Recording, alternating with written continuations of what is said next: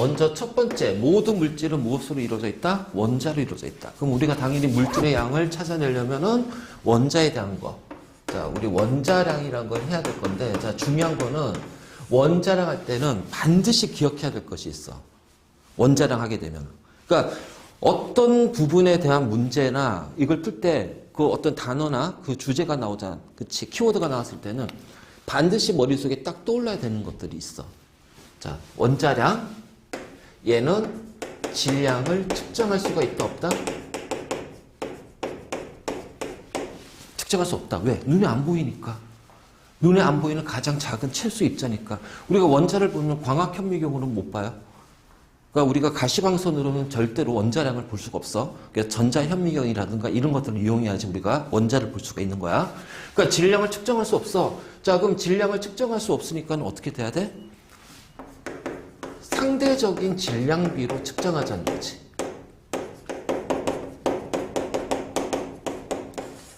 절대값을 모르니까 비교해서 상대하자. 그럼 상대적인 질량비, 비교하는 거니까 비교하려면 반드시 뭐야? 비교 대상인 기준이 있어야 된다는 거야. 자, 이 기준이 제일 중요해. 그래서 우리가 원자량 하게 되면은 제일 먼저 떠올려야 될 게 뭐다? 기준이다. 기준. 이 원자량 기준 때문에 몰이라는 것도 기준이 바뀌면 몰도 싹 다 바뀌어요. 그래서 마지막에 이제 원자량 기준이 바뀌었을 때 변하는 값들이 뭐고 변하지 않는 값들이 어떤 것이 있고 만약 변했을 때 이 값들이 어떤 식으로 변할 것인지 우리 그 마지막에 그것까지도 해줘야 돼. 이제 자, 그러면 기준을 정해야 되는데 기준을 뭘로 하냐면은 탄소의 질량수. 우리 질량수 지난 시간 다 했지? 자, 탄소의 질량수가 10이거든. 그러니까는 이제 우리가 보통 이렇게 표현하잖아. 자, 얘를 기준으로 잡을 거예요. 그래서 얘랑 비교한 상대적인 질량비를 원자라고 표현할 거예요. 그러니까 보통 이제 많이 나오는 표현이, 그림이 요거잖아. 자, 한쪽에 탄소 원자 하나 올려놓고, 자, 여기는 수소 원자를 올려놨더니, 둘, 셋, 넷, 다섯, 여섯, 일곱, 여덟, 아홉, 열, 열하나, 12개. 그래서 한 개 탄소 원자의 질량과 12개의 수소 원자의 질량은 같잖아. 그러면은 바로 이제 한 개의 탄소에 대한 수소 원자의 질량비는 12분의 1이거든. 근데 우리는 탄소의 질량수 12를 원자라고 정했으니까 얘가 탄소의 원자의 기준이 되잖아. 그러니까 이 기준이 얘니까 이때 나온 요 1이 바로 뭐가 돼? 수소의 상대적인 질량비. 얘를 수소의 원자량이라고 놓자라는 거지. 자, 이런 식으로 우리는 이제 원자량이라는 것을 나타낼 거야. 그렇기 때문에 당연히 질량의 단위는 붙는다, 안 붙는다? 붙지 않는다. 알지? 그래서 질량의 단위는 붙지 않는다. 그러면 이제 요거, 그럼 언제 질량의 단위를 붙일 거냐? 바로 몰이라는 것이 들어갔을 때. 그래서 그람이든 미리그람이든 어떤 단위가 붙는다면 우리가 물질의 양을 측정할 때 단위가 붙는다는 얘기는 이거는 몰이구나. 이렇게 생각하고 그냥 단순하게 원자량, 뭐 분자량, 실험식량 이런 값이 나왔을 때는 얘는 단위가 붙지 않는다. 이건 기본적인 거니까 꼭 기억하고. 자, 요런 식으로. 그래서 이런 식으로 해가지고 또 뭐 비슷하게 하면 요게 탄소 올려놓고 산소 원자 올려놨어. 그랬더니 탄소가 4개, 산소가 3개. 그러면 4개의 탄소하고 3개의 산소의 질량이 같네. 탄소 1개에 대한 산소의 질량 비는 자, 어떻게 될까? 3분의 4가 됩니다. 자, 요 비는 변해 안 변해? 절대로 변하지 않는 값이에요. 왜? 1개의 질량 비니까. 그러면 우리가 탄소의 원자량을 12로 기준을 정했잖아. 그 4배니까 산소는 어떻게 돼? 16이 되는 거야.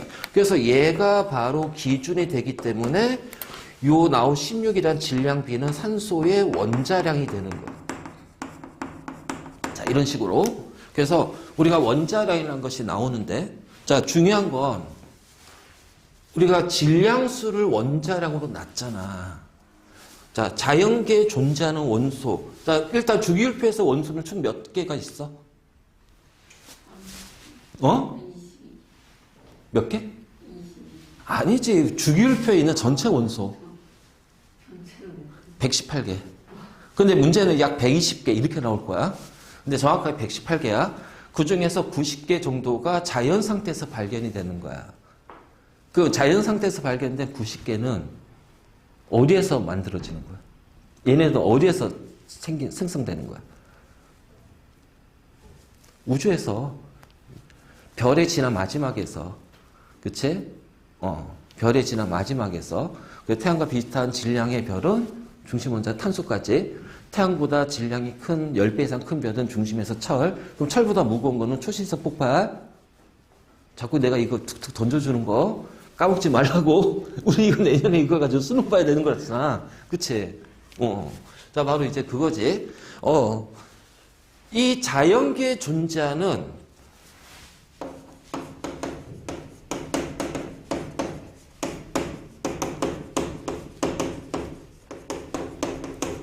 원소들은 뭘 갖는다? 동위 원소가 존재한다. 동위 원소. 예를 들어 원자번호 17번의 염소는 질량수가 35짜리, 37짜리 두 개의 동위 원소가 있어.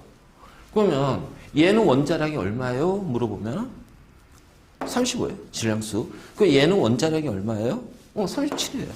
그런데 이렇게 물어보고 염소의 원자량은 얼마예요?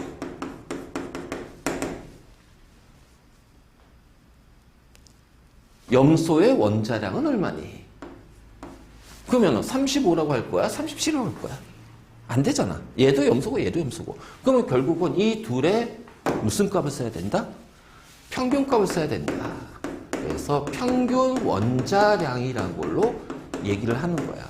그러니까 우리가 원자량을 정할 때 기준이 질량수를 기준으로 정했기 때문에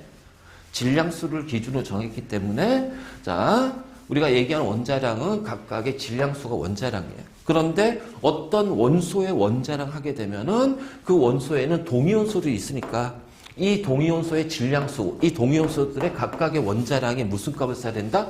평균값을 찾아야 된다. 써야 된다. 그럼 이 평균값을 어떻게 찾아낼 거냐라는 거야. 어떻게 구할까? 평균이니까 더해서 2로 나누면 되겠지 뭐. 그러면은 이 파트가 굉장히 쉬워지겠지. 그런데 더해서 2로 나눈 것은 딱 하나밖에 없어. 1대1로 존재할 때야. 1대1로. 자, 얘네들은 존재 비율이 자, 75%, 25%입니다. 즉 3대1의 비율로 존재해요. 그러면 3대1이니까 4개 중에 3개가 35짜리고 4개 중에 1개가 37이지. 그래서 여기가 이제 존재 비율이고 얘를 우리가 빈도수라고 얘기하는데, 빈도수. 그러면은 이거 가지고서 우리가 이제 평균값을 이제 구해야 되지. 그러면 이렇게 하면 돼. 전체 100% 중에서 75%가 35짜리, 25%가 37짜리. 그럼 100분의 75니까 자, 4개 중에 3개지. 4개 중에 3개가 35짜리, 4개 중에 1개가 37짜리. 그래서 계산하면 35.5라는 평균값이 나온다. 그래서 염소의 원자량은 얼마입니까? 35.5예요.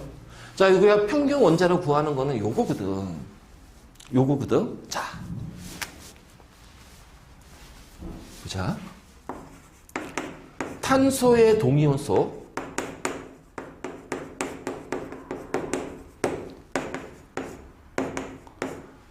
뭐 6번이지. 11만. 자, 질량수가 12짜리고 13짜리가 있습니다. 그런데 평균 원자량은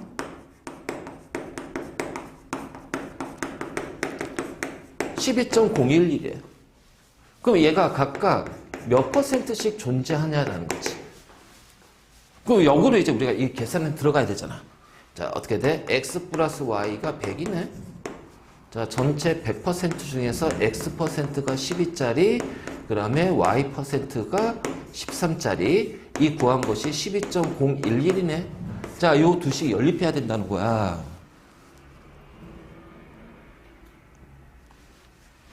시간 걸리잖아. 복잡하잖아. 자, 이게 우리가 서술형에서 풀이 과정을 쓰세요 하면은 요렇게 풀어야 돼요. 어쩔 수 없어. 학교 문제 내신에 서술형이 나온다면. 근데 이게 어떤 객관식 문제에서 평균 원자량이나 요런 어떤 이제 그 비율을 물어보는 문제. 할 때는 언제 우리가 이렇게 일일이 계산하고 있을 거냐. 요거 자체만 물어보는 게 아니거든. 이걸 던져주고 다른 걸 물어본단 말이야. 그러니까 다른 어떤 문제 답을 찾으려면 기본적으로 이 값을 찾아놓고 가야 된다는 거지. 또는 이 개념을 이해를 하고 가야 된다는 얘기지. 그러니까 요거를 우리가 조금 더 쉽게 하는 방법. 자, 여기 지워도 돼? 자, 이 방법은 딱 요럴 때 쓰는 거야. 동위 원소가 딱 두 개일 때.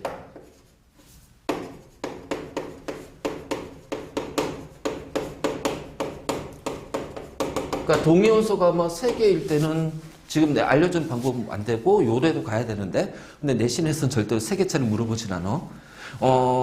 가끔씩 나오긴 해, 세 개짜리. 근데 이제 보통 이제 동위 원소가 두 개일 때는 요렇게 우리가 하지 말고 그냥 지금 알려준 방법으로 찾아주면 돼. 되게 쉬워.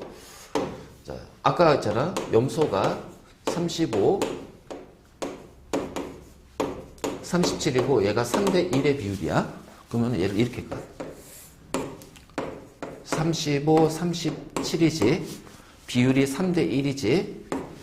자, 평균값은 1대 3지죠. 여기가 평균값이야. 평균 원자량. 얼마입니까? 2의 4분의 1이니까 35에다가 요 차이 2의 4분의 1을 더해주면 35.5. 그치? 자, 요것도 그대로 갈 수 있어. 12짜리 탄소하고 13짜리 탄소가 있다. 자, 평균값이 12.011이야. 그러면은 여기가 평균값 12.011이니까 여기가 얼마가 돼요? 0.011 대 여기는 0.989가 되죠. 그러면 이 비율은 0.989 대 0.011이야. 그 100을 곱하면 98.9%가 10이고 자 1.1%가 13짜리네. 끝. 이 방법 알면 바로 쉽게 찾아낼 수 있다. 그래서 이게 딱 주어졌을 때 바로바로 찾아서 우리 다른 문제, 다른 답을 찾아야 되니까. 그래서 이러한 동위 원소 때문에 우리가 사용하는 원자량은 무슨 값을 사용한다? 평균값을 사용한다.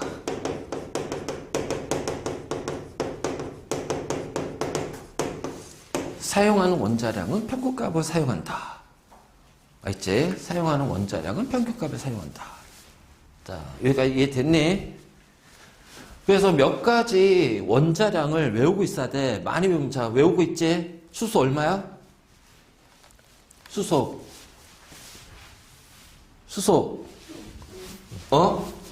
수소의 원자량 1이야. 선생님 평균값이라면서 맞아. 수소는 1.004야. 그럼 1.004나 1이나 어떻게 돼? 똑같잖아요. 그래서 그냥 1로 쓰는 거야. 그냥 반올림 들어가는 거야. 자, 헬륨은 4. 자, 기본적인 건 좀 외워놔도. 알겠지? 자, 그 다음에, 제일 중요한 게 이거지. 탄소 12, 산소 16. CH5만 안 와도 웬만한 거는 거의 다 나와. 거의 나오는 거 CH5고. 그 다음에 질소가 얼마? 14. 자, 그리고 나트륨이 23. 마그네슘이 24. 염소 35.5. 자, 일단 기본적으로 요거는 좀 외워놓고 그 외에 나오는 것들은 그때그때마다 추가로 더 외워두면 좋아. 자, 그 중에서 제일 중요한 게 요거 CH5. 자, 질소도 알아두면 굉장히 도움이 되고. 근데 문제 풀 때 웬만한 건 다 주어지는데 내가 공부할 때 바로 이제 답을 찾아야 되니까 이건 꼭 외워놓고 자, 시작합시다.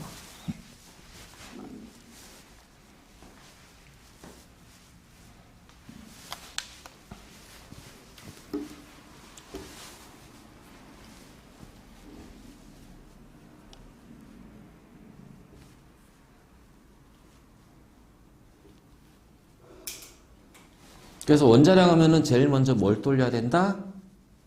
기준을 정해서 상대적인 질량비로 나타낸다.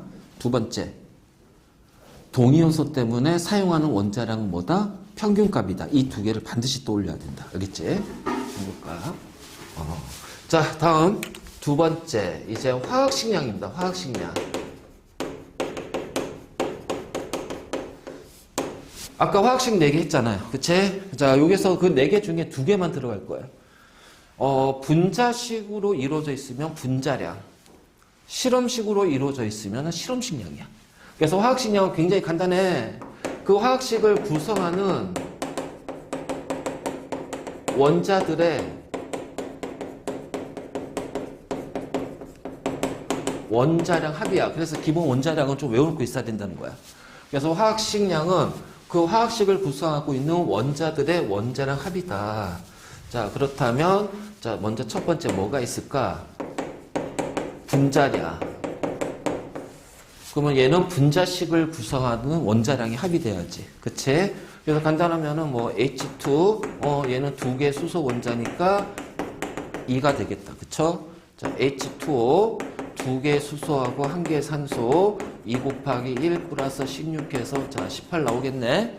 자, CO2, 자, 탄소 1개, 2개 산소, 12. 2 곱하기 16 하니까 44. 그러니까 기본적으로 제일 많이 언급되는 것들. 그치? 그 다음에, 자, 프로페인. 그러면은 3개 탄소, 8개 수소, 3 곱하기 12, 8 곱하기 1. 얘도 44야. 그래서 44면은 CO2 아니면 프로페인이야. 그러니까 이런 식으로 이제 구해주면 돼. 그런데 이런 것도 있지. 자, 얘는 분자식이 아니잖아. 자, 분자식 아니야. 시성식이야, 시성식. 자, 시성식이지만 분자거든. 그래서 분자량이라고 시성식량이라고 하지 않고 얘의 분자량은 하고 물어볼 거예요. 그러면 분자니까 분자식을 찾아줘야겠지. CH4O 됐잖아. 12, 4, 16. 그쵸? 그러면은 32가 나오지. 그러니까 이런 식으로 계산해 주면 돼. 별거 없어. 그래서 우리가 분자량은 이제 요렇게. 근데 이 분자량을 적용할 수 있는 거는 바로 분자만 적용합니다. 분자만. 그치? 그래서 우리 분자할 때 분자인 것과 아닌 것 구분해야 된다고 그랬잖아. 그래서 분자량. 그럼 두 번째. 자, 실험식량. 그럼 실험식량은 분자가 아닌 것들만 되겠네? 아니. 모든 물질은 실험식량을 다 가집니다. 알겠죠? 자, 일단, 그래. 자, 에텐 또는 에틸렌이라고 부르는데, 자, 얘의 실험식량이 얼마니?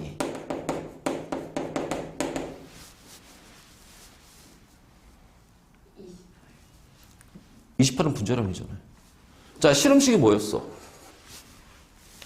구성 원자들의 개수비잖아. 그러니까 실험식량을 물어본다면 얘는 분자고, 자, 이 분자식이니까 실험식으로 바꿔줘야지. 실험식은 CH2잖아요. 그래서 14가 되는 거예요. 14가. 그럼 여기서 그러면 실험식이 CH2고 요게다 2라는 종수값을 곱하면은 분자식이 되겠네. 그럼 요 2라는 종수값은 분자량이 28인데 실험식량은 14야. 그래서 우리가 종수값을 어떻게 구하냐? 바로 분자량 나누기 실험식량. 이렇게 하면 종수값을 구할 수 있다는 거지. 그치? 그러니까 이렇게 모든 물질은 다 실험식량을 갖는다. 그래서 분자는 분자량과 실험식량을 모두 가져요. 그런데 이거지. 자, 분자량이 아니라 오로지 실험식량으로만 표현되는 것들. 표시하는 거. 분자가 아닌 거. 분자가 아닌 거. 세 가지 썼잖아. 세 가지. 자, 염화나트륨. 자, 분자량 얼마입니까? 그러면 틀리는 거야. 그거 아니야. 염화나트륨 분자가 아니야. 그러니까 오로지 실험식 양으로만 표현해야 돼. 그 얘는 나트륨 1개, 자 염소 1개니까 23, 35.5, 그래서 58.5예요. 자 그럼 여기서 드는 의문, 나트륨하고 CL은 양이온과 음이온인데 왜 원자량으로 표현합니까? 이렇게 물어볼 수 있잖아. 왜? 양이온과 음이온인데 왜 원자량으로 계산하지?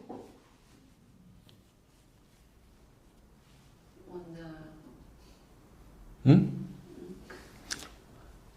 잘 생각해봐. 내가 자꾸 이런 거 물어보잖아. 이게 뭐냐면은 생각, 사고의 폭을 넓히고 내가 알고 있는 개념을 끄집어 오는 능력을 자꾸 이제 확인하는 거야. 그 자꾸 생각해 봐야 돼. 왜 그럴까? 왜 그럴까? 왜? 나중에 우리가 내신에서 조금 까다로운 문제들이라든가 뭐 수능에서도 어쨌든 뭐 이제 변별력 갖기 위해서 킬러 형태의 문제들이 나오잖아. 그치? 그러한 것들 문제 풀 때 폭을 넓히고 약간 이제 좀 뭐 문제를 좀 꼬아서 내는 경우도 있고. 그러니까 그런 것들 대비해서 그리고 앞으로 이제 그 조금 더 어려운 내용들이 들어갈 건데 그 부분을 조금 더 쉽게 하기 위해서는 내가 알고 있는 개념들을 다 적용시킬 수 있어야 돼. 끄집어서. 자, 왜 양이온과 음이온인데 원자량으로 계산할까? 왜 이온의 양으로 계산하지 않을까? 그러면 이 질문의 근원적인 것이 뭐야? 얘는 원자고 얘는 이온입니다. 그럼 이 둘의 차이가 뭔데요? 전자 하나를 잃고 얻는 거잖아요. 우리 그거 있잖아. 원자 할 때, 질량수 할 때 왜 질량수에 전자수가 안 들어가? 그럼 같은 거잖아. 그치? 전자 한 개의 질량은 무시할 만큼 작다. 전자 하나를 잃었다고 원자량에서 질량이 줄어드는 거 아니다. 전자 하나를 얻었다고 해서 원자량에서 질량이 늘어나는 것이 아니다. 그렇기 때문에 이온의 양은 뭘로 표현한다? 원자량으로 표현한다. 그래서 이온 양은 그냥 원자량으로 표현할 겁니다. 왜? 전자의 질량은 무시가 되니까. 그거야. 그거 그렇게 하면 돼. 자, 우리 그 1단원에서 요거 몰하고 뒤에 이제 양적 관계 할 때 선생님이 자꾸 계산이 헷갈리고 어려워요 하는 학생들의 대부분 근원은 바로 요 화학식량이에요. 화학식량을 헷갈려 하기 때문에 화학식량 알아야 일몰의 질량이 나오고 그걸 가지고서 양적 관계 문제 또 풀 거 아니야. 그러니까 화학식량이 기본적으로 잡혀 있어야 돼. 보면은 그래서 이 화학식량을 제대로 못 찾거나 막 이런 학생들이 의외로 어려워하더라고 보니까. 자, 실험식량 얼마입니까? 자, 칼슘, 탄소, 3개 산소잖아요. 칼슘 40. 자, 미안. 자, 칼슘도 하나 넣자. 많이 나오니까. 탄산칼슘 이거 진짜 많이 나와. 특히 양적 관계에서. 탄소 12, 3 곱하기 16. 그래서 실험식량 얼마? 100. 자, 이렇게 하면 돼요. 그래서 탄산칼슘의 실험식량은 100. 자, 분자량은 100은 아니야. 분자가 아니니까. 그리고 또 이렇게도 표현할 수 있어요. 화학식량이 100. 그 화학식량이라면은 얘가 분자식이면 분자량이고요. 얘가 실험식으로 주어지면 실험식량이라는 거예요. 그래서 그냥 화학식량에 다 포함이 되는 거예요. 뭉뚱그려서. 가장 넓은 개념 화학식량이니까. 자, 다음. 나트륨. 원자량 얼마? 23. 실험식량? 23. 그래서 이거 실험식량이야. 원자량도 되고 실험식량이 되는 거예요. 원자량도 되고 실험식량도 되는 거예요. 알지? 자, 탄소. 그치? 원자량이 12, 실험식량도 12. 자, 분자량은 아니지. 그러니까 이렇게 이제 표시를 하는 거야. 이렇게. 그래서 이걸 하기 위해서 먼저 분자인 것과 아닌 것의 구분이 명확히 돼 있어야 된다. 알지? 바로 이제 이런 거지. 그래서 이렇게 우리가 이제 찾았어. 자, 그러면 헬륨은 원자량이 4지. 실험식량은 원자량이 4고요. 실험식량은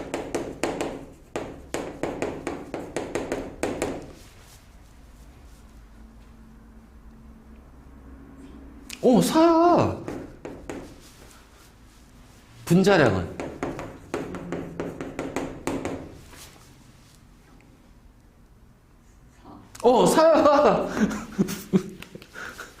그러니까 이런 게 헷갈린다는 거야, 지금 내 말은. 지금 이런 게. 그게 별거 아닌데, 보고 나면, 그치? 딱 보면 별거 아닌데, 막상 물어보면 별거가 되는 거야. 헷갈리기 때문에.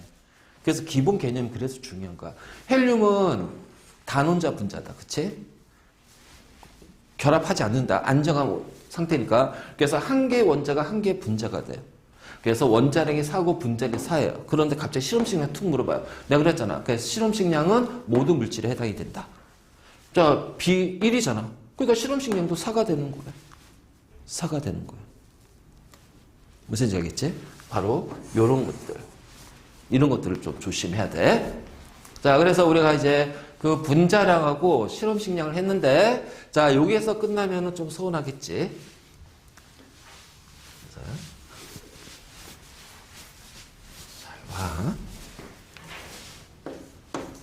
CO2는 탄소 원자 한 개와 산소 원자 두 개로 이루어져 있어. 그치?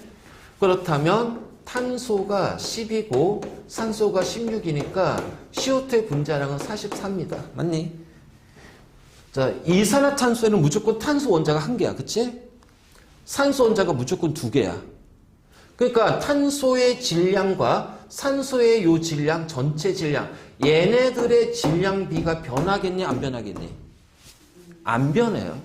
그래서 CO2에 들어있는, CO2 질량에 들어있는 탄소 원자의 질량비는 항상 44분의 10이라는 거야. 44분의 10이라는 거야. 그러니까 이 값은 절대로 변하지 않아. 그런데 이산화탄소의 질량을 측정했어. 22mg이야.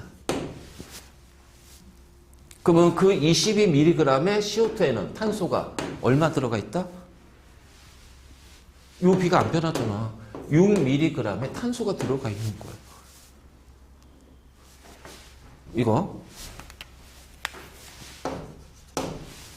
이거 자주 나온 거는 그냥 외워놓고 있으면 돼.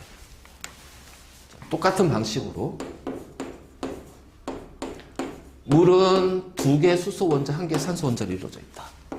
2 곱하기 1, 16. 그러면은 요 비는 변할까 안 변할까? 안 변해요. 그래서 물의 질량에 들어있는 수소 원자의 질량비는 18분의 2예요.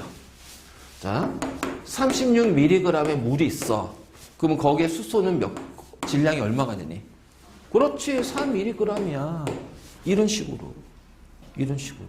그러니까 어떤 식으로 이제 이게 나오냐면 나중에 이제 우리 그 실험식 구하고 분자식 구하는 문제도 이제 언급이 될 거고, 자, 양적 관계도 이제 쭉 연결이 되는데 이런 거야. CHO로 이루어진 탄수화물 16mg 있어. 자, 얘를 완전 연소시킬 거야. 그랬더니 CO2가 22mg이 나왔고, 자, H2O가 자, 18mg이 나왔대. 그러면은 요 안에 들어있는 탄소 대 수소 대 산소의 질량비는 각각 몇 대 몇 대 몇일까? 질량비는 각각 몇 대 몇 대 몇이 될까?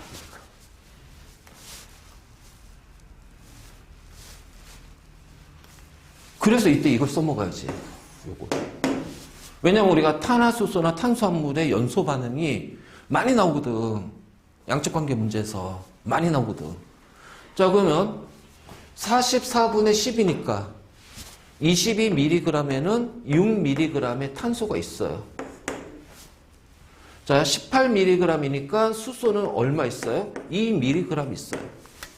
16mg이라는 거는 탄소하고 수소하고 산소의 질량 합이잖아.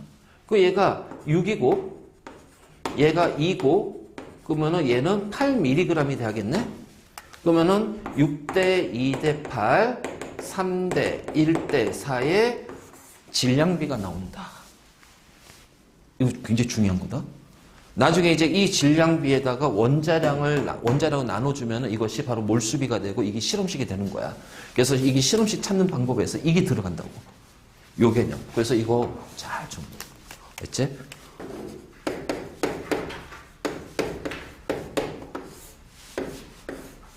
자, 이제 우리 그 1단으로 해서 제일 중요한 거. 두 가지 있지. 몰하고 양측 관계. 여기만 완벽하게 하면은 되는데. 자, 일단 몰이라는 것은 기본적으로 때는 얘는 묶음의 단위다. 몰은 묶음의 단위. 자, 왜 묶음의 단위냐면은 봐봐. 한 개 원자의 질량은 너무 작아. 측정 못한다고 그랬어. 그래서 상대적인 질량비로 표현했잖아. 그럼 당연히 이 원자로 구성이 된 물질들, 뭐 분자의, 한 개 분자의 질량도 너무 작겠지. 그러니까 측정 못해요. 자, 그런데 우리는 물질의 양을 측정할 때는 질량의 단위가 붙기도 하고, 뭐 부피의 단위도 붙고, 그치? 자, 바로 그 얘기야. 그러니까 한 개의 질량은 너무 작기 때문에 우리는 그거를 측정을 못해요. 근데 우리는 물질을 측정할 때는 어떤 질량의 단위가 붙고 부피의 단위가 붙는다. 그 이유는 우리가 측정하는 물질에는 굉장히 많은 원자들의 집합, 굉장히 많은 수의 분자들의 집합이야. 그거를 우리가 어떻게 표현할 거냐라는 거지. 자, 요게 컵에 물이 있어. 근데 18g의 질량을 측정해 봤더니 H2라는 거야. 그럼 18g의 물에는 6.02 곱하기 10의 23승계의 물이 모여 있는 거야. 그러면 이제 물의 질량을 측정했더니 이번엔 36g의 H2예요. 그럼 여기에는 2 곱하기 6.02 곱하기 10의 23승계의 물이 있다는 거지. 뭐 여기까지 뭐 별거 없잖아. 자, 100g의 물이 있어. 몇 개 있을까? 오씨, 뭐야 이거. 그러면 얘는 18분의 100 곱하기 6.02 곱하기 10의 23승계의 H2가 되는 거야. 자, 이렇게 되는 순간 머리가 지근거리는 거야. 왜냐하면 우리가 물질의 양을 측정할 때는 질량의 단위나 부피의 단위가 붙을 때는 거기에는 굉장히 많은 수의 입자들이 모여 있거든. 그 많은 수의 입자들을 일일이 그걸 다 표시하기에는 너무 큰 숫자고 복잡한 숫자거든. 그러니까 이렇게 나타내기는 너무 귀찮은 거야. 그래서 얘를 묶어서 표현해보자는 거야. 묶어서 표현해보자는 거야. 그러니까 이거지. 마트 가가지고, 요즘 마트. 나 어릴 적에 슈퍼였는데. 자, 마트 가서 아줌마한테 가서 물어. 자, 계란 300개 주세요. 그러면 파는 사람 입장에서 이거 굉장히 짜증나는 거야. 왜? 계란을 일일이 300개 다 세야 되잖아.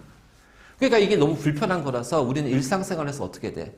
계란을 30개를 묶어서 한 판이라고 하잖아. 그러니까 300개 주세요가 아니라 계란 10판 주세요 하면은 그냥 10판 꺼내줄 거고 나는 그 10판 들고 오면 될 거야. 그러니까 파는 사람도 사는 사람도 굉장히 편안한 거지. 그러니까 우리가 물질의 양을 표현할 때는 단위가 붙기 때문에 이 엄청나게 많은 수의 입자를 표현하기는 너무 귀찮고 복잡하고 그런 거야. 그래서 이거를 좀 간단하게 표현하기 위해서 우리는 묶음의 단위로 가자는 거야. 그래서 계란 한 판이 30개의 집합이잖아. 한 다스가 12자루의 집합이 될 거 아니야. 그치? 바로 그런 식으로 우리는 몰의 개념을 쓸 거라는 거야. 그래서 1몰의 집합은 6.02 하면 안 된다. 아보가드로 수의 집합입니다. 자, 왜 6.02를 다이렉트로 쓰지 않았냐? 6.02라는 이 숫자는요, 경우에 따라서는 바뀔 수 있는 숫자라 쓰거든. 바뀔 수 있다. 그래서 1몰의 집합은 아보가드로 수만큼의 집합이 되는 거고, 자, 지금은 우리는 얘를 얼마로 쓰냐면은 6.02 곱하기 10의 23승계로 쓰는 거예요. 그러니까 이만큼이 모여 있을 때를 우리는 1몰이라고 얘기할 거야. 자, 몰이란 거는 바로 묶음의 단위가 된다. 그리고 이 몰은 굉장히 중요한 게, 너 그 과학의 통합에서 1단원 배웠지? 기본 단위. 그치? 자, 그랬을 때 시간의 기본 단위.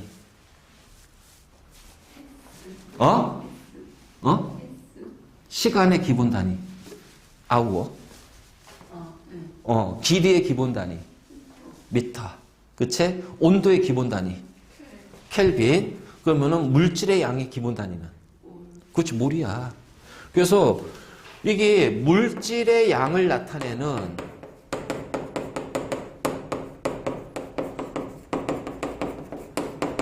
기본 단위가 되는 거예요. 몰이라는 것이. 그래서 중요한 거예요. 우리가 1몰에 예를 들어서 물이야. 그러면 이걸 가지고 뭘 표현할 수 있냐? 입자수를 표현할 수도 있고 질량을 표현할 수도 있고 부피를 표현할 수도 있고. 그래서 이 질량과 부피를 이용해서 밀도를 나타낼 수도 있고 여러 가지 물질의 양을 몰이라는 단위로 다 설명할 수가 있다는 거지. 그래서 몰은 물질의 양을 나타내는 기본 단위다. 그래서 입자수를 나타낼 수도 있고 질량을 나타낼 수도 있고 부피를 나타낼 수도 있는 거야.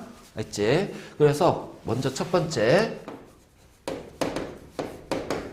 몰과 입자수, 몰로 표현할 수 있는 거. 1몰은 아보가드로수의 집합입니다. 그리고 그것이 지금은 6.02 곱하기 10의 23승계죠. 그래서 1몰의 원자가 있으면 6.02 곱하기 10의 23승계의 원자가 있다는 얘기예요. 그러니까 이렇게 생각하면 돼. 계란 한 판 있는데 흰 계란 한 판이야. 그럼 30개 흰 계란이 있는 거고, 그치? 황금난이 한 판에 황금난이야. 그럼 30개 황금난이 있는 거예요. 자, 한 판에 유정난이 있어. 그러면은 30개 유정난이 있는 거야. 알겠지? 특히 유정난은 그거 가다가 따뜻하게 하면 부화된다? 알겠지? 그래서 유정난이라고 그래, 그거. 자, 어쨌든 간에 바로 있고. 그래서 1몰에 분자가 있으면은 6.02 곱하기 10의 23승계의 분자가 있는 거야. 그래서 우리가 이제 이렇게 표현하는 거지. 그러면 한 판의 계란이 30개잖아. 두 판은 60개고, 세 판은 90개잖아요. 그치? 그래서 1몰에 예를 들어서 원자가 있어요. 그러면 6.02 곱하기 10의 23승계가 있으면 2몰의 원자가 있어. 그럼 얘는 어떻게 돼? 2 곱하기 6.02 곱하기 10의 23승계입니다. 그래서 입자수는 자, 여기에 앞에 1이 들어가 있지, 숨어 있지. 이게 바로 1몰, 2몰이에요. 그래서 몰수에다가 자, 이 숫자가 무슨 수라고 그랬지? 아보가드로수. 자, 여기에서는 6.02가 아니라 그냥 아보가드로수라고 해야 돼. 그래서 아보가드로수가 된다. 그치? 그래서 입자수는 몰수 곱하기 아보가드로수. 그러면 이걸 가지고서 몰수는 어떻게 구할까? 입자수가 주어지면은 얘를 가지고 아보가드로수로 나누면 되는 거야. 자, 별거 없다. 이게 몰과 입자수야. 알지? 그러니까 1.2 곱하기 10의 23승계의 물이 있답니다. 자, 몇 몰이에요?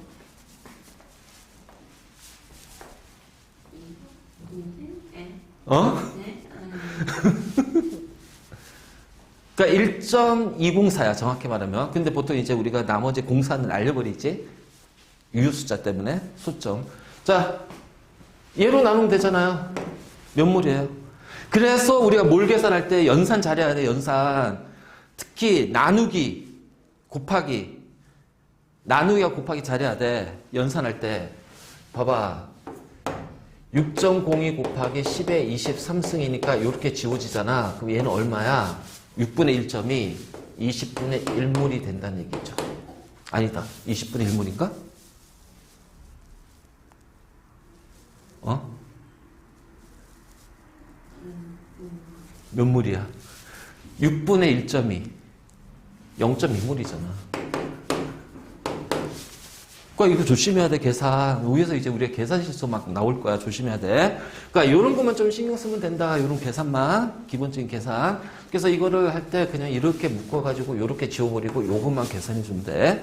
그래서 이제 요건데. 자, 근데 별거 아닌데 이게 별거가 될 거야. 별거가. 자, 뭐냐? 잘 봐. 한 개의 H2O에는 두 개의 수소 원자와 한 개의 산소 원자가 있어. 맞니? 자, 6.02 곱하기 10의 23승계의 물에는 그러면은 2 곱하기 6.02 곱하기 10의 23승계의 수소 원자와 6.02 곱하기 10의 23승계의 산소 원자가 들어가 있다. 맞지? 몇 몰이니? 그렇죠. 1몰의 물에는 몇 몰이에요? 그렇죠? 2몰의 수소 원자와 1몰의 산소 원자가 있고, 그래서 총 몇 몰? 3몰의 원자가 있다라는 거야. 그치? 지금부터 우리는 이제 뭘 할 거냐면 어떤 분자 내에 들어있는 특정 원자의 몰수 또는 전체 원자의 몰수 찾는 방법. 되게 간단하긴 해. 그러니까 어려운 건 아니야.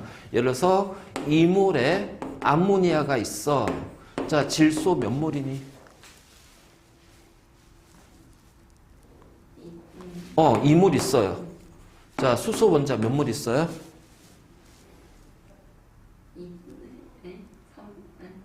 응? 아니지, 다 봐. 그래서 여기에서 이제 자꾸 헷갈리는 거야. 한 개의 암모니아에는 NH3에는 한 개의 질소와 세 개의 수소가 있잖아. 그럼 두 개의 질소하고 수소는 몇 개 있어? 한 개당 세 개니까 두 개면 6개 아니야. 그러니까 2몰이면은 2몰 있고, 그럼 2몰이면 수소는 1몰당 3몰이니까 2몰이면 6몰이 될 거 아니야. 그래서 얘는 6몰이에요, 6몰. 그럼 얘는 어떻게 했냐면은, 봐봐. 2몰의 분자에다가 한 개의 질소 원자가 있잖아. 그래서 2몰이 되고, 얘는 2몰의 분자인데, 수소가 몇 개 있어? 분자 한 개당 3개가 있잖아요. 그래서, 이게 나와.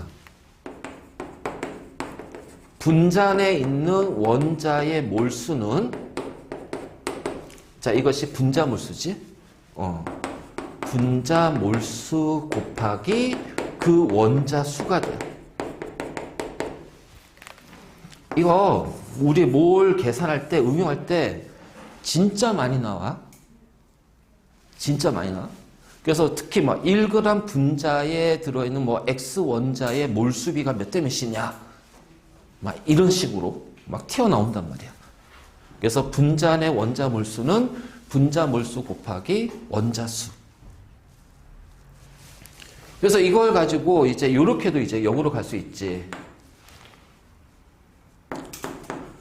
X몰의 프로페인이 있어.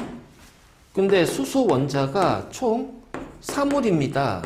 그럼 X는 몇 몰이에요? X는 얼마예요? 2분의 1몰이 되죠. 그치? 왜냐면 X 곱하기 8이 4가 돼야 되니까. 이런 식으로 많이 나와. 바로 이제 그래서 우리가 뭘 할 때 몰과 입자수야. 몰과 입자수. 자, 됐네. 오케이. 자, 이번에 이제 두 번째. 몰과 질량이야.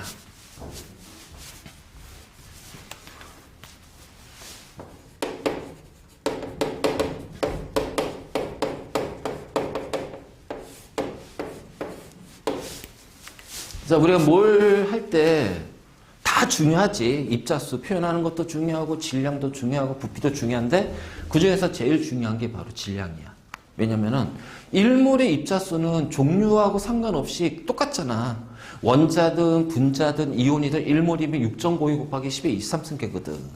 자, 기체일 때는 1몰의 부피는 뭐 수소 기체든 산소 기체든 같은 온도 같은 압력이면 1몰 기체 부피는 다 똑같거든.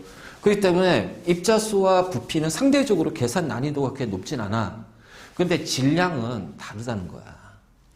자, 1몰이 아보가드로 수만큼의 집합이라고 그랬어요.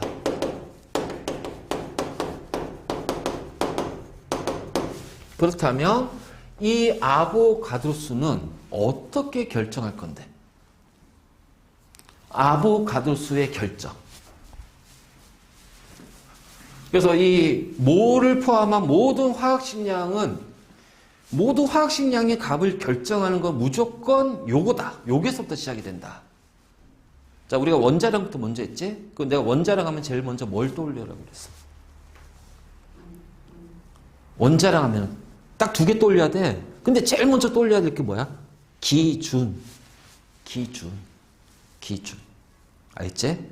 기준. 그래서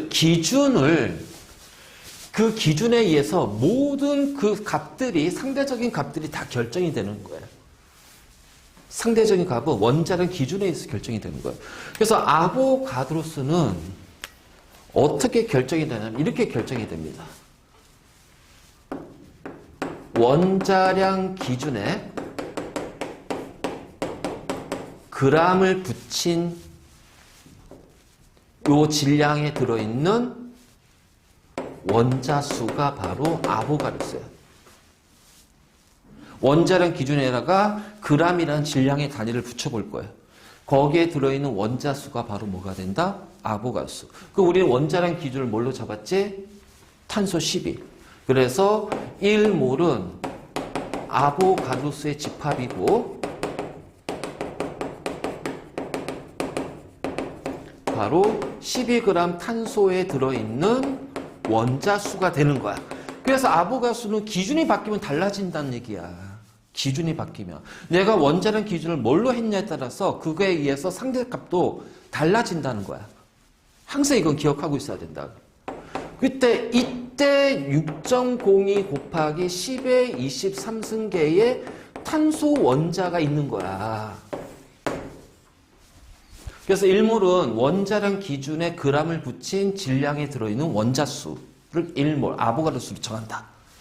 그치? 그러면 12g 탄소의 원자 수, 12g의 탄소가 1몰이 되는 거죠? 그래서 1몰은 탄소의 원자량에 g 붙인 값이에요. 다시 말해서 화학식량 1몰의 질량은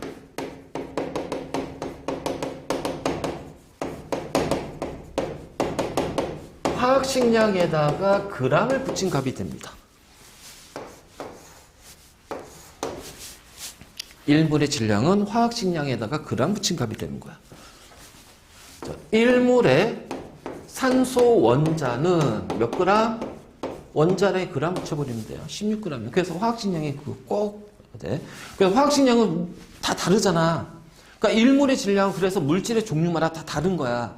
그래서 계산이 좀 복잡하다는 거지. 그치? 자, 1몰의 CO2 분자가 있어. 자, 그럼 얘는 몇 g? 그렇지. 분자량에 g 붙여버리면 되는 거예요. 바로 이런 식으로. 그러면 22g의 CO2는 몇 몰이에요?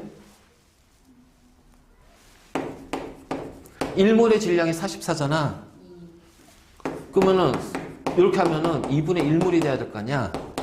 그치? 자, 그래서 잘 봐. 질량은 만약 2몰의 CO2면 어떻게 돼요? 2 곱하기 44g이 되죠. 그러면 얘가 바로 몰수니까 몰수 곱하기 44가 화학식량이에요. 그치? 그러면 몰수는 질량을 화학식량으로 나눠버리면 되지. 그래서 여기가 왜 헷갈리냐면은 화학식량이 물질의 종류마다 다르기 때문에 그렇잖아. 화학식량이 거기서부터 헷갈리면 다 헷갈리는 거야. 다 틀어지는 거야. 그래서 화학식량이 제일 중요해.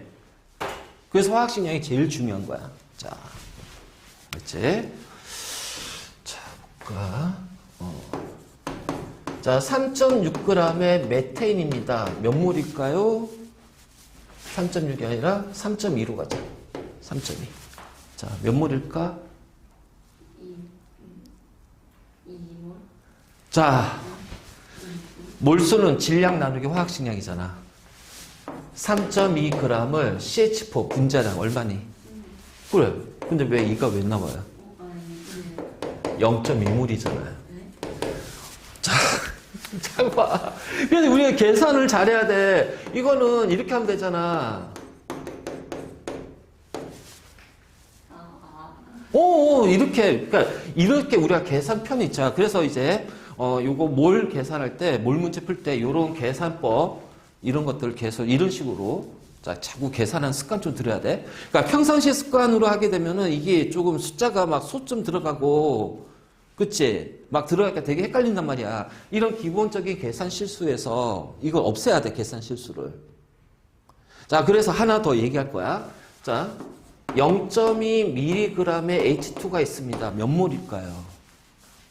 자, 이러면 이제 완전히 계산이 복잡해지지. 그치? 자, 그래서 봐봐. 1g은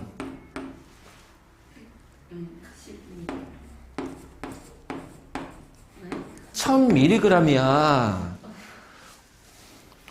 자.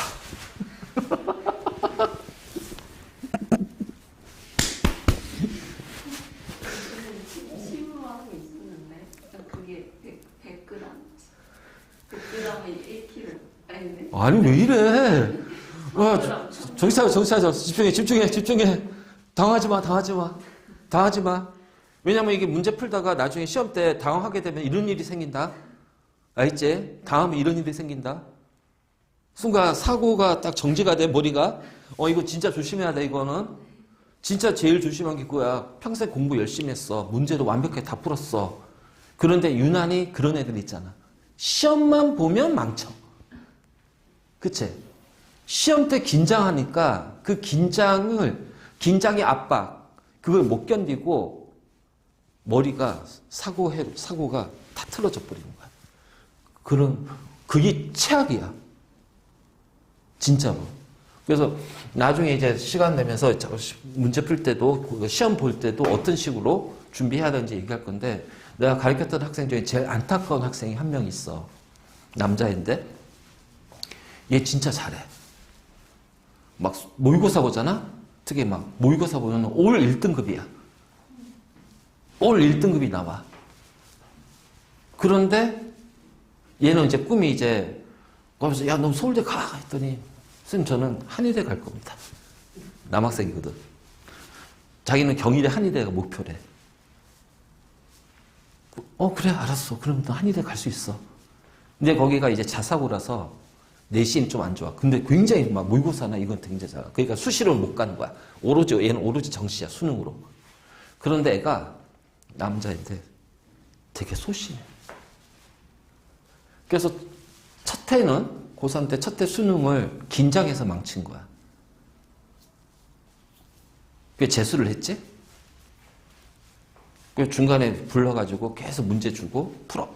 그래서 중간에서 불러가지고 계속 확인해주고 막 그랬어. 그래서 계속 모의고사 다 1등급 나오는 거야. 자, 이번에 잘 하겠다. 긴장하지 마. 마인드 컨트롤 잘해. 근데 수능 망쳤어. 왜 망친 줄 알아? 너무 긴장해서. 그래서 점심을 도시락을 먹었는데 그게 체한 거야. 3, 4교시 다 망쳐버린 거야. 근데 꼭 목표는 거기잖아. 갈 수 있는 실력이 되거든.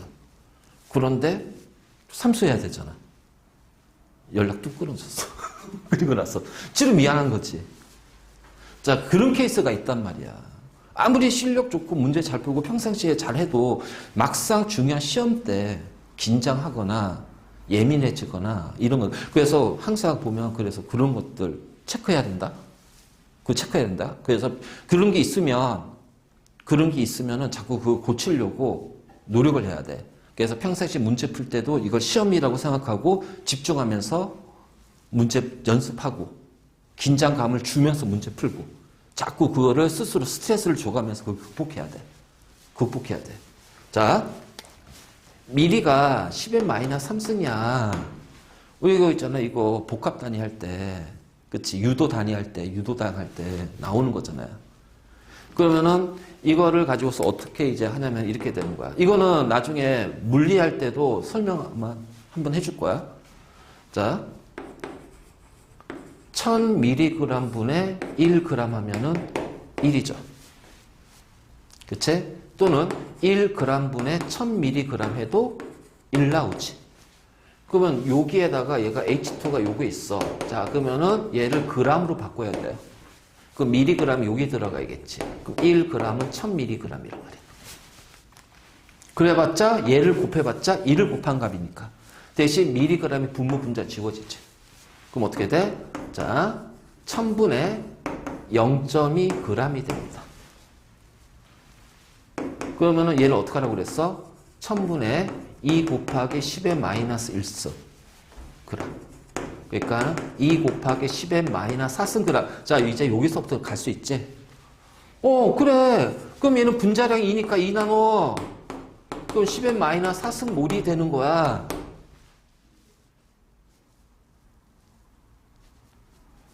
이렇게? 자, 그러면 저 언제 이렇게 따지고 있을 거야? 그래서 미리그램이 주어지면 1000분의 1g을 곱하면 됩니다. 알겠니? 이것도 부피로 마찬가지야. 밀리리터면 어떻게 돼요? 1000분의 1리터예요. 이렇게 바꿔놓고 문제 바로 풀어야 돼. 그래서 우리가 몰과 질량 관계에서는 요거 계산한 거 그리고 화학식량 정확히 찾는 거 이게 진짜 중요한 거야. 이게 맞지? 자, 그렇다면 이제 살짝 요거 응용 좀 들어갈게.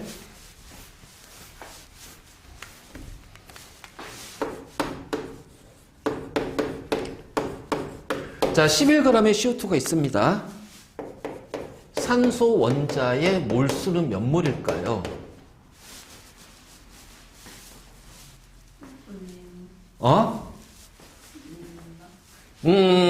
자, 여기 분자 내 원자 몰수는 어떻게 하라고 그랬어? 분자 몰수 곱하기 원자 수 두 개의 산소 원자가 있으니까, 그치? 그럼 분자 몰수만 찾아주면 되네? 그 얘는 어떻게 돼? 4분의 1몰이지? 분자량이 44니까?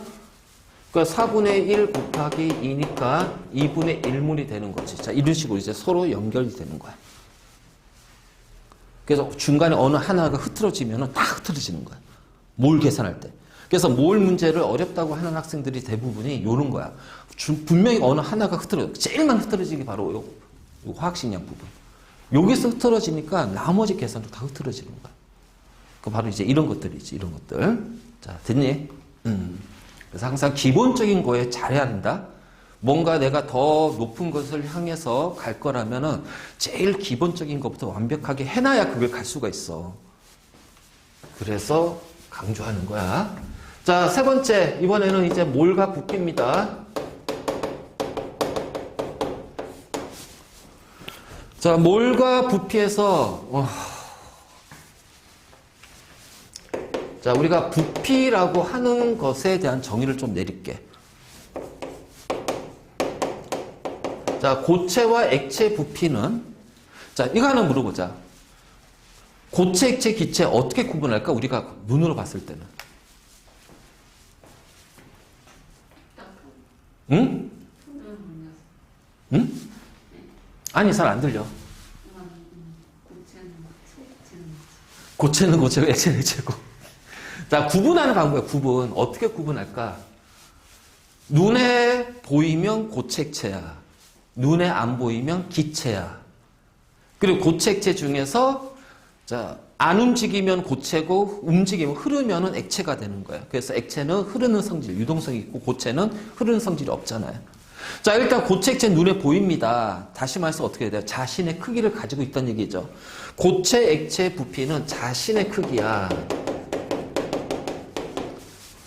자신의 크기란 말이에요. 그래서 1몰의 부피는요, 1몰의 질량이 물질마다 다르잖아. 그러니까 1몰의 크기든 고체 액체는 다 틀려. 그래서 자신의 크기이기 때문에 1몰 고체나 액체 부피는 물질의 종류마다 다르다는 거예요.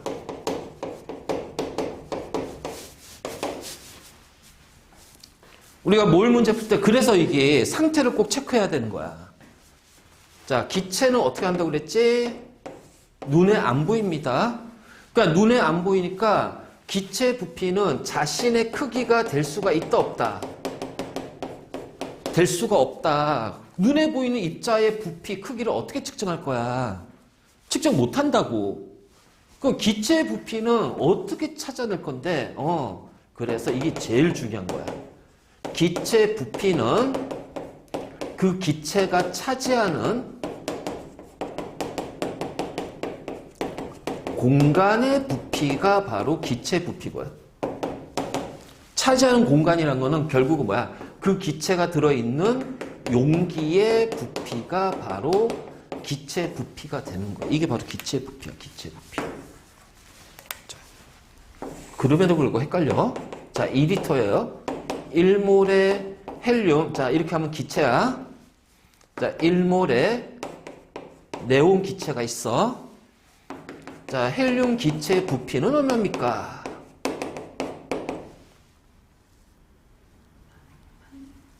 헬륨 기체 부피는 얼마예요? 자, 네온 기체 부피는 얼마일까? 지금 요거 개념 헷갈리면 우리 몰과 기체 부피 문제는 다 틀린다고 보면 돼. 이거 그만큼 중요한 거야. 자, 얼마일까?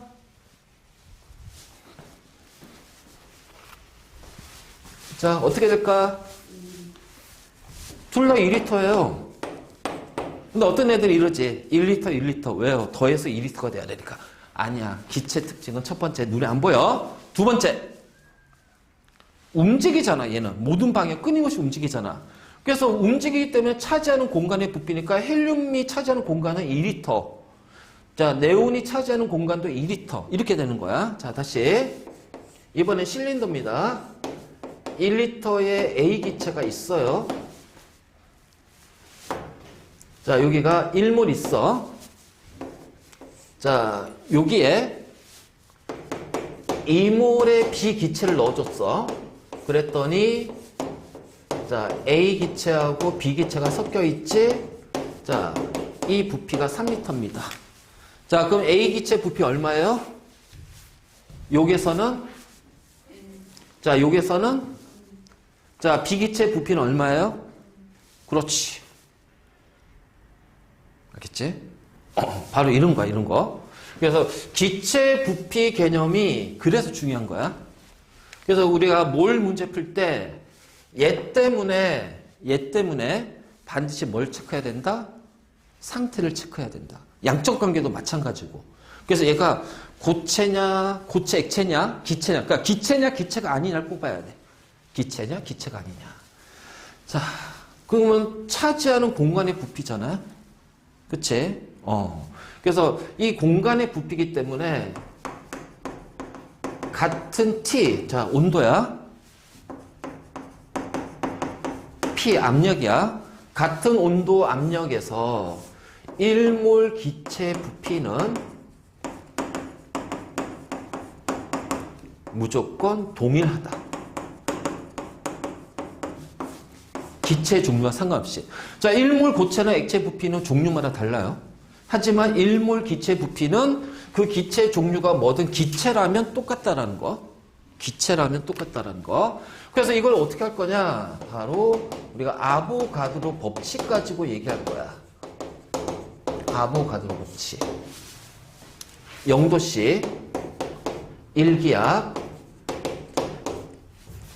1몰 기체의 부피는 즉 6.02 곱하기 10의 23승계가 차지하는 기체 부피는 얼마다? 22.4리터다. 그러면 2몰 기체 부피는 얼마가 돼야 돼요?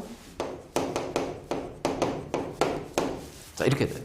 그래서 자, 부피는 몰수 곱하기 22.4 아니야. 1몰의 부피가 돼. 그러면 몰수는 부피가 주어지면 1몰의 부피로 나눠주면 됩니다. 단 이것이 기체일 때는 1몰의 부피는 다 동일해요. 근데 고체나 액체면은 1몰의 부피를 우리는 그때그때마다 찾아줘야 된다는 거야. 알지?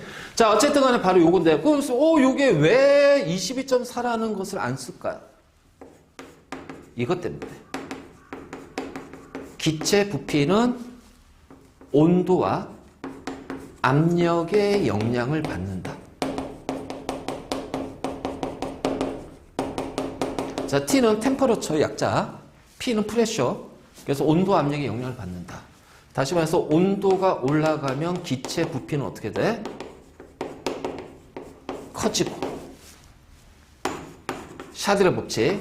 압력이 커지면 기체 부피는 어떻게 된다? 줄어든다. 보일의 법칙. 그래서 온도하고 압력의 영향을 받기 때문에 우리가 22.4라는 이 부피값은 언제 0도씨 1기압에서만 사용되는 1몰 기체 부피야. 그래서 얘를 STP라고 얘기하지. 스탠다드 템퍼러처 앤드 프레셔. 표준 온도, 표준 압력, 표준 상태라고 부르는 거야. 그래서 표준 상태에서 1몰 기체의 부피는 22.4리터가 되는 거지. 근데 25도씨 1기압이야. 그러면 1몰 기체 부피는 달라진다는 얘기지. 그래서 그 기체 문제, 우리 몰 문제 풀 때 부피가 나오면은 반드시 뭘 체크해야 되냐면 온도하고 압력, 기체냐 아니냐를 꼭 체크해야 돼.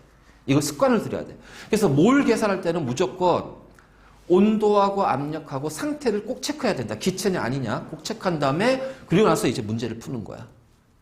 양적 관계도 마찬가지고. 양적 관계도 마찬가지고. 그래서 우리 1단원에서 나오는 모든 계산은 무조건 온도, 압력, 상태. 그러니까 정확히 온도, 압력, 기체냐 아니냐. 이걸 꼭 체크하고서 문제 풀어줘야 돼. 거기에 따른 실수를 없애려면. 그치? 바로 이제 이런 거죠. 그래서 이거지. 자, STP 표준 상태에서, 자, 지금부터 잘 봐.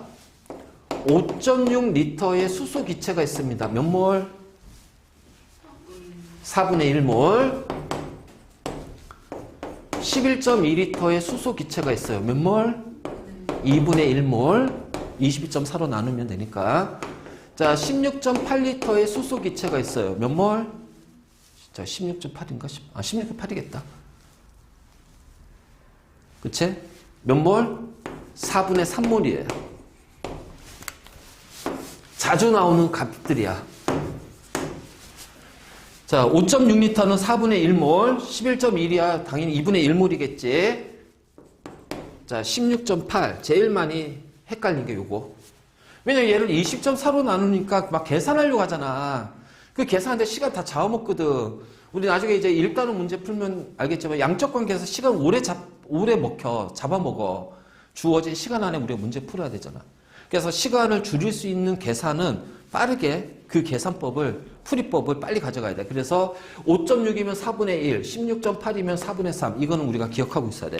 그러면은 0.56이면 어떻게 돼요? 40분의 1몰이에요. 그치? 그러니까 이런 것들을 빨리빨리 캐치해서 우리가 문제를 풀 수 있도록 해야 된단 말이에요.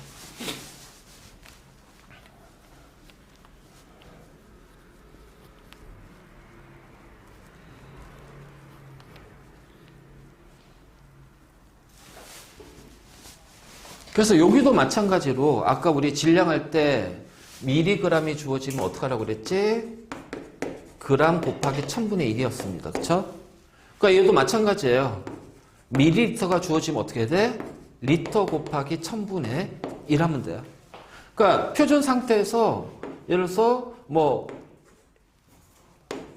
5.6ml야.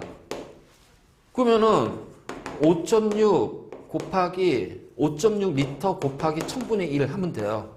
그럼 얘가 어떻게 돼? 4분의 1몰이잖아. 그러니까 4000분의 1이지. 이런 식으로. 그래서, 자, 요렇게 우리가 이제 계산하면 되고. 자, 그래서 이제 몰에 대한 기본 개념 다 확인했어. 몰에 대한 기본 개념. 자, 그러면 이제 여기에서 하나 추가로, 자, 이거는 물리하고 연결되는 거고, 우리가 이제 화학 문제 풀 때로 하는 건데, 자, 이거는 통과에도 나오는 거야. 통합과학에도. 그 아까 그랬잖아. 우리 그 기본량, 유도량, 이때 단위를 환산하는 거 좀 설명할게. 단위 변환이라고 하지. 단위 변환. 이거 알고 있으면은 굉장히 도움이 되고 실제로 이 풀이법으로 많이 써. 이거는 물리나 화학이나 다 적용되는 개념이야. 예를 들어서 이 메타/세크라는 속도가 있어요. 얘를 킬로미터/아워로 바꿔보자는 거야. 그러면 우리는 메타를 킬로미터로 막 바꾸고 세크를 아워로 막 바꿔서 다시 막 복잡하게 계산하고 그럼 그 과정에서 계산 실수가 나온다는 거야. 아까 얘기했지만 자 1km는 1000m입니다. 그치? 그러니까 어떻게 돼? 1km 분의 1000m 하면은 1이 돼요. 자, 또는 1000m 분의 1km 해도 1 나올 거예요. 1시간은 3600초야. 그러면은 1시간 분의 3600초 하면 1 되고요. 자, 또는 3600초 분의 1시간에 해도 1이 나오지. 그러니까 이거를 이제 어떻게 하냐면은 이 메타/세크 이렇게 표시한 다음에 자 곱하면서 얘를 지워야지. 그럼 이제 뭘 곱할까? 메타 지워야 되니까 얘를 곱하면 되지.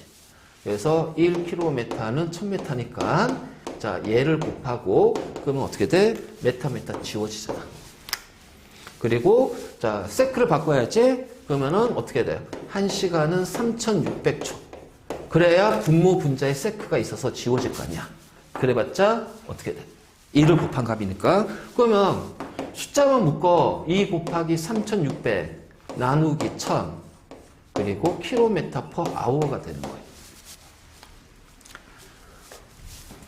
그래서 우리가 곱했던 얘네들을 이제 환산인자로 그래. 환산인자.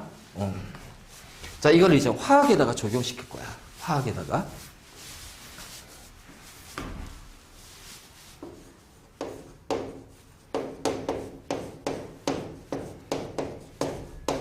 자, 36g의 포도당이 있답니다. 자, 이 안에 들어있는 수소 원자의 원자 수는 몇 개입니까? 그 몰이잖아요. 몰이잖아요. 더 헷갈리게 해볼까? 자, 아니다. 그냥 30mg이라고 해보자. 더 헷갈리게 해볼게. 그러면은 얘를 이렇게 가야지. 1g은 1000mg. 지워지잖아. 잘 봐. 이제 우리가 환산인자 응용이야. 1몰의 포도당은 몇 그램? 180g. 자, 그럼 이렇게 가져가면 포도당의 몰수야. 그냥 몰수 물으면 여기까지 이렇게 계산하면 돼. 자, 1몰 포도당에는 6.02 곱하기 10의 23승계의 포도당 분자가 있어요. 맞니? 그치? 그럼 여기까지 가면 어떻게 돼? 몰 지워지니까 포도당의 분자수가 나오죠? 자, 한 개의 포도당에는 12개의 수소 원자가 있습니다. 그러면 포도당 개수 지워지니까 수소 원자수가 나오잖아요. 이거 예전에 모의고사에도 나왔었어. 화학이 수능에 나왔을 때. 화원으로 했을 때. 그래서 중간에 여기를 비워두고 여기에 뭐가 들어가야 되냐. 막 이런 식으로. 자, 그럼 이렇게 하면 우리가 계산을 조금 더 수월하게 할 수 있겠지? 그래서 이제 이렇게 이제 우리가 이런 단위를 변환하는 것을 가지고서 이렇게도 우리가 적용할 수가 있다라는 거야. 화학에서. 그 간단한 계산들 이런 식으로 하면 되지. 자, 이렇게 해서 이제 우리가 계산하면 되고. 그래서 이거는 이제 그러면 이제 요거로 하면 조금 메리트가 없잖아. 이거는 지금 물리에서도 많이 써먹고, 나중에 이제 네가 고3 때 만약 화학, 이제 그 투과목 있잖아. 투과목이 쪼개지잖아. 그 선택했을 때 거기에도 이제 적용될 수 있어. 왜냐면 화투는 거의 다 공식으로 문제 풀 거야. 그러니까 물리처럼 공식 이용해서 문제 푸는 게 되게 거의 한 7, 80%가 다 공식 이용해서 푸는 거야. 자, 이런 거야. 내가 어떤 공식을 이용해서 문제를 풀려고 하는데 그 공식이 아리까리 헷갈리는 거야. 이게 맞나? 막 이런 것들. 예를 들어서 우리가 이제 등가속도 운동 공식에서 V0t 플러스 2분의 1 AT의 제곱이 있거든? 근데 막 공식이 막 생각이 안 나. 이게 뭐지? 막 그래서 애매하게 막 2분의 1은 들어가는 것 같은데 뭐지? 막 이런 거야. 그럼 이제 뭐가 뭔지 모르겠어. 자, 그러면 이게 항등이잖아. 좌변과 우변이 같지? 뭐가 같아요? 물리량이 똑같아요. 물리량이 같으면 뭐가 같아야 돼요? 단위도 같아야 돼요. 메타잖아요. 속도니까 메타 퍼 세크지? 그래서 이 메타가 되는 거야. 자, 요 2분의 1은 우리가 개수라고 그래. 개수는 단위가 없습니다. 알겠니? 상수는 단위가 붙어. 근데 개수는 단위가 없어. 그치? 자, 왜 단위가 없어요? 가속도네? 메타 퍼 세크 제곱이야? 그럼 메타 되니까 여기 세크 제곱. t 제곱이구나. 이런 거지. 이런 식으로. 그러니까 우리가 무언가 어떤 공식을 얘기할 때, 공식 이용해서 문제 풀 때, 이 공식이 맞는지 헷갈리면은 빨리 단위를 체크하면 돼. 이제 단위 체크하고. 그 다음에 이제 나중에 통과에서도, 수능이나 모의고사에서도 요게 단위 변환, 우리 그 기본량, 기본 단위, 그 다음에 유도량, 유도 단위 나오잖아. 거기서 단위 환산하는 문제들이 막 나온단 말이야. 단위 환산. 그러면 헷갈리면은 요런 방법을 이용해서 풀어버리면 돼. 좀 복잡한 것들은. 그 제일 많이 헷갈리는 게 그거잖아. 자, 2g/ml입니다. 아니. 세제곱 센치예요. 그럼 얘를 킬로그램 per 리터로 한번 바꿔볼게요. 어떻게 돼?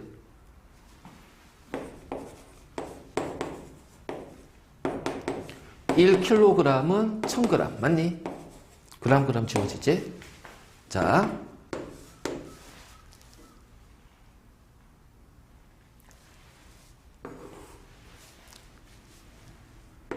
(1cm) 삼승은 1ml예요. 그치? 그치? 근데 리터로 바꿔야 되지? 그럼 여기 cm 삼승 지워지니까 그러니까 1리터는 1000ml지. 그래서 밀리터 지워지지? 그럼 결국은 2 곱하기 1000 나누기 1000. 아, 그냥 2네? 이게 보기로 나올 수 있잖아. 근데 숫자 이렇게 놨어. 아니, 단위가 바뀌었는데 숫자가 똑같아. 에이, 모르겠다. 시간 없으니까. 이거 틀렸어. 그럼 틀리는 거야, 그 문제. 그럼 정확하게 이거 바꾸는 연습 좀 많이 해둬야 된다고.